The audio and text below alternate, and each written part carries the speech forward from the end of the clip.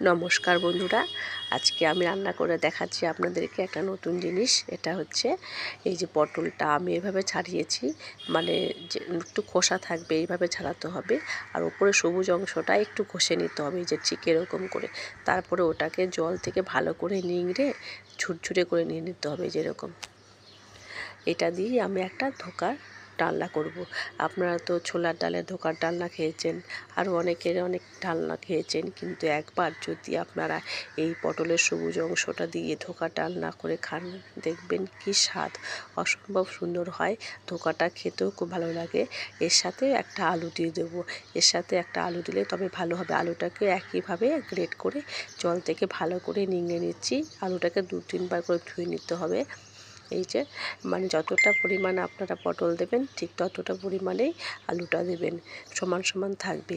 আর এর মধ্যে দিয়ে দিচ্ছি আমি একটু ময়দা, তারপরে দিয়ে দেবো একটু নুন, তারপরে দিয়ে দিলাম জিরে ধনে গুঁড়ো, হলুদ গুঁড়ো, লঙ্কার গুঁড়ো, এইসব দিয়ে দিচ্ছি। সব যা মশলাগুলো আছে যেগুলো হয় জিরে ধনে লঙ্কা হলুদ নুন আর গরম মশলা গুঁড়ো, সব দিয়ে ভালো করে এটাকে মাখিয়ে নেব। আমি যেভাবে করছি আপনারা ঠিক সেইভাবেই করবেন, কিন্তু তবেই দেখবেন খুব ভালো খেতে হবে। আর একটা টিফিন বক্স নিয়ে নিয়েছি, তার মধ্যে আগে থেকে সর্ষের তেল মাখিয়ে রেখেছিলাম, আর এটাকে সমান মাপে এটাকে দিয়ে দিচ্ছি। এই যে এরকম করে ঢাকা দিয়ে দেব। আর কড়াইতে জল বসিয়ে দিয়েছি, সেই জলের মধ্যে এটাকে ভাপাতে দেব। প্রথমে লো ফ্লেমে 5 মিনিট, তারপরে প্রথমে হাই ফ্লেমে দেবেন, হাই ফ্লেমে দেবেন 5 মিনিট, তারপরে লো ফ্লেমে দেবেন 3 মিনিট দিয়ে আমার এই যে হয়ে গেছে ধোকাটা। এটাকে এবার আমি কেটে নেব। আপনারা যেরকম চাইবেন সেরকম শেপে কেটে নিতে পারেন। আর লোক সংখ্যা বেশি থাকলে আপনারা সেই ক্ষেত্রে একটু বেশি পরিমাণে নেবেন। আমাদের যেহেতু মাছ হয়েছে, তো বড় ছেলে মাছ খাবে না, তার জন্য এটা করছি। আর আগেও আমি একদিন করেছিলাম, এটা ভিডিও আমার দেওয়া আছে, কিন্তু ওটা আমি শর্ট ভিডিওতে দিয়েছিলাম। তাই আজকে আমি ভালো করে কী মশলা দিয়েছি সব দেখাচ্ছি। তখন তো আমার মিউজিক ভিডিওর মাধ্যমে দিয়েছিলাম, তো অনেকে হয়তো বুঝতে পারেননি, তার জন্য আজকে আমি ভালো করে দিয়ে আর এটা বলে দিচ্ছি যে কী দিয়েছি এর মধ্যে। এটা কিন্তু খেতে খুব ভালো হয়। আর আপনাদেরকে আগেও বলেছি এখনও বলছি যে এটা লোক সংখ্যা বেশি থাকলে কিন্তু তাহলে একটু বেশি নিতে হবে। যেহেতু আমার বড় ছেলে একা খাবে, তার জন্য আমি অল্পই নিয়েছি। আর এর মধ্যে কিছু মশলা দেবো, যেরকম হচ্ছে পেঁয়াজ আদা রসুন কাজু কিশমিশ আর গোটা গরম মশলা। এটা মিক্সিতে পেস্ট করে রেখে দিয়েছি। আর আমার ধোকাটা ভাজা হয়ে গেছে। আমার বড় ছেলে বলছে, মা এই কটা ধোকা নিলে? আমি বলছি তুমি তো একাই খাবে, দুবেলা হয়ে যাবে, আর একটু আলু দেবেন তাহলে ভালো লাগবে খেতে। আলুটাকে প্রথমে নুন হলুদ দিয়ে ভালো করে ভেজে নেব। আমি আজকে কথা বলছি, আপনাদেরকে মনে হচ্ছে না যে গলাটা ভাঙা? হ্যাঁ, আমার খুব ঠান্ডা লেগেছে আর খুব কাশি হয়েছে, তো সেই জন্য গলাটা একটু ভাঙা ভাঙা লাগছে।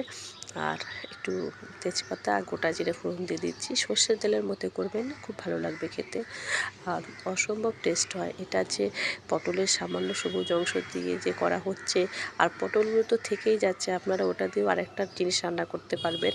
এটা মানে কি বলুন তো, দুর্দিনের একটা পদ আর একটা সুস্বাদু পদ। মানে যখন ঘরে কিছু থাকবে না, সামান্য পটল থাকলেই আপনার 2-3 রকমের পদ হয়ে যাবে এটা দিয়ে। সবুজ অংশটা দিয়ে ধোকা করে দিলেন, সাদা অংশটা দিয়ে একটা তরকারি করে দিলেন, বা ওটা দিয়ে পটল পোস্ত করে দিলেন, তাও হয়ে যাবে, কারণ ওটা তো সবুজ অংশটাই শুধু কাজে লেগেছে। তো এটার মধ্যে আমি পেঁয়াজ আদা রসুনের পেস্টটা দিয়েছিলাম। তারপরে ভাজা হয়ে যাওয়ার পর নুন হলুদ জিরে ধনে লঙ্কা হলুদ গুঁড়ো আর একটু কাশ্মীরি লঙ্কা দিয়ে দিচ্ছি কালারের জন্য। এটাকে আমি বাটিটা ধুয়ে জলটা দিয়ে ভালো করে কষিয়ে নিচ্ছি। মশলাটা ভালোভাবে কষিয়ে নিতে হবে, তবেই খেতে ভালো হবে। এটা কড়াইটা একটু নড়ে চড়ে যাচ্ছিলো, তাই আমি সাঁড়াশি দিয়ে ধরে আবার একটু সোজা করে দিলাম, কারণ এক হাতে আমার ফোনটা ধরা আছে, ওই জন্য কথা বলছি। আজকে আমার কথা বলতে গিয়ে খুব কষ্ট হচ্ছে, কেননা বারবার করে ঢোক গিলতে হচ্ছে, খুব গলাটা ধরে আসছে। এত ঠান্ডা লেগেছে যে আমি কথা বলতে পারছি না, খুব ঠান্ডা লেগেছে আমার। আর যখন আমার ঠান্ডা লাগে খুব মানে মারাত্মক পরিমাণে লাগে, যখন জিনিসটা হবে না, তখন মনে হবে যে আমার গলার ভিতরে মনে হচ্ছে কিছু ঢুকে আছে। এমনিতেই ঠান্ডা লাগলে দেখবেন সবারই এরকম হয়। তো এটা মশলাটা কষানো হয়ে গেছে, আলুটা দিয়ে ভালো করে কষিয়ে নিচ্ছি। তার জন্য কথাটা আমি একটু আস্তে আস্তে বলছি, বেশি জোরে কথা বলতে গেলে কাশি উঠে যাচ্ছে, ওই জন্য। তো ভালো করে কষিয়ে নিচ্ছি, কড়াটা শুধু বারবার করে নড়ে যাচ্ছে।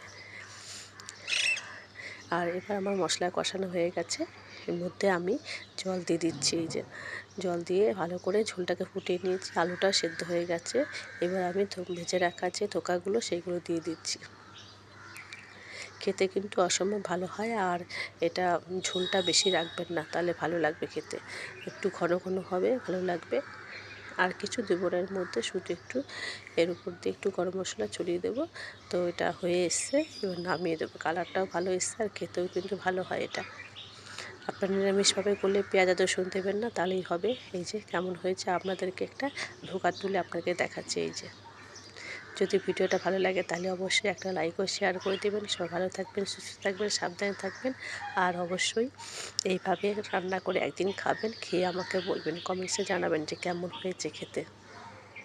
ঠিক আছে বন্ধুরা, টাটা, আসছি।